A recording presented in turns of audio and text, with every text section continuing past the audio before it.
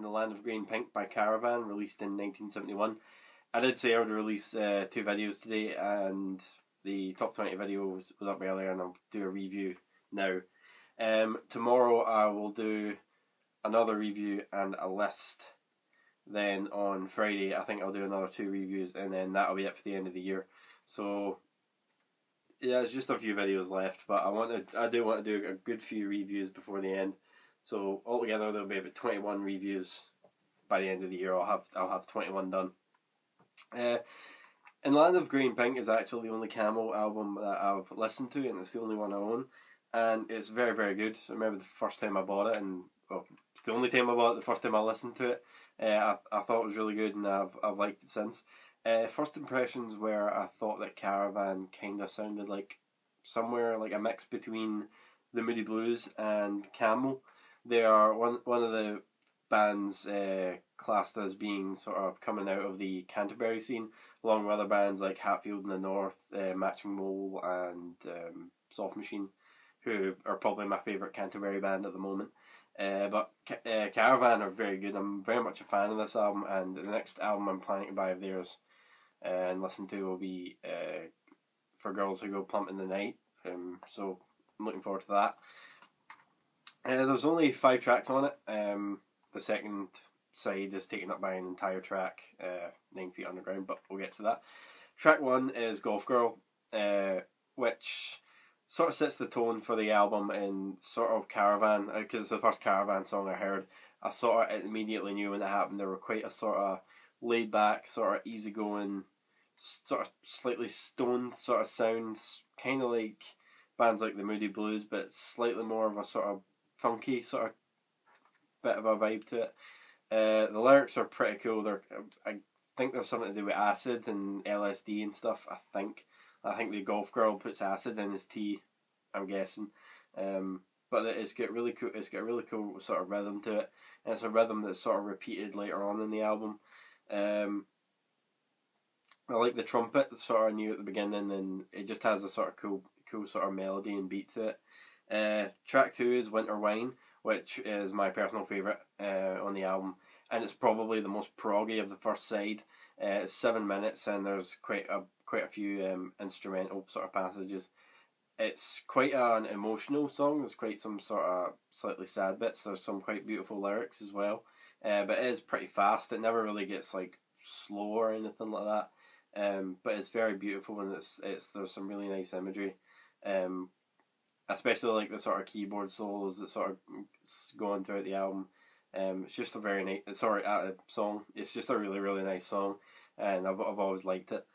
Track 3 is Love to Love You and Tonight Pigs Will Fly, which for me is the only weak song on the album. It's the only one I don't really like. It's just a bit too sort of pop, bit too simplistic for me. It just doesn't really interest me. Don't really have much to say about it. It's the only weak point of the album, I'd say.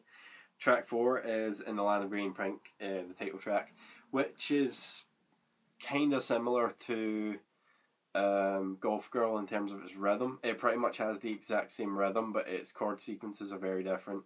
It's got a slightly more emotional tone to it, and I sort of like the lyrics better, and it's got nicer imagery. I think I do prefer it to Golf Girl. In terms of the second side, I definitely say it's the second best song behind Winter Wine. It's a very good song and a very good title track, I'd say.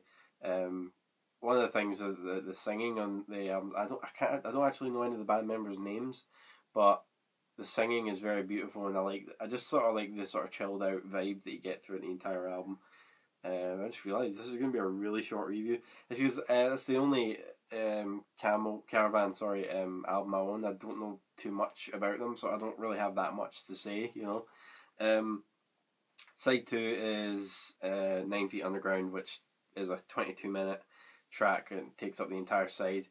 It starts off with a good 5 minutes or so of instrumental, and I absolutely love the keyboard work. It's absolutely brilliant, and it just keeps this sort of steady beat throughout the whole thing. There's not much complex time signatures on the album. It's in terms of its time signatures and its rhythms, the album sticks to pretty simple stuff, to be honest.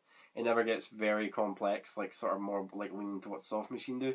I think there's maybe some 7/8 somewhere, but that's pretty much it.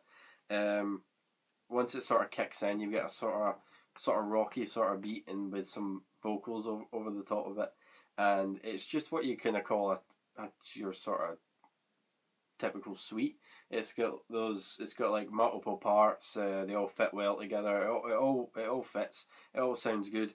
Apart from one point, but we'll get to that. But halfway through the song, it starts to slow down, and it starts to get this sort of eerie sort of piano melody. It sort of goes like dun dun dun dun dun dun. I really like that part. And towards the end, it sort of gets a bit slower again, and you sort of start to feel like the song sort of wrapping up.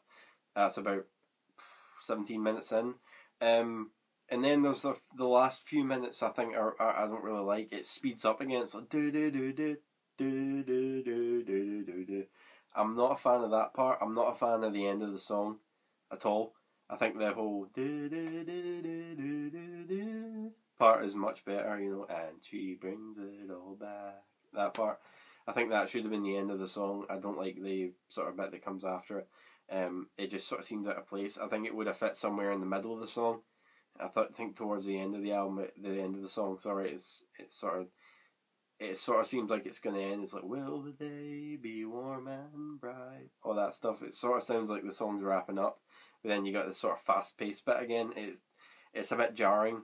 Not a fan of it, but all around 9 Feet Underground's a really, really good sidelong epic, and it's definitely one I'd recommend for people who like the really long ones to listen to. It's very good and it's very interesting. In terms of the Canterbury thing, I'm much more of a fan of it than Moon and June by Soft Machine. Soft Machine I think are much better as a instrumental band than with vocals. I've said before, Moon and June's my least favourite song and third. All around, the album does have some jazzy elements, nowhere near as much as Soft Machine, but they're definitely there. Slightly more of a sort of stoned, sort of chilled out sort of sound, something you'd maybe hear in like the Moody Blues. I've said that before, but they're definitely for me somewhere between the Moody Blues and Camel. And I guess in terms of some of the sort of nice visionary, I guess there's a wee bit of Genesis in there as well. It's quite interesting. It's a very good album, and it's definitely made me become a fan of Caravan. Sorry, and I'll definitely plan on buying more of their albums and listening to them. This has been a pretty short video. This has been In Land of Green Pink by Caravan. Like I said, tomorrow I'll do another review and a list. Then on Friday I'll do 2 more reviews. So that should be fun. Anyway, thanks for watching. I'll see you tomorrow.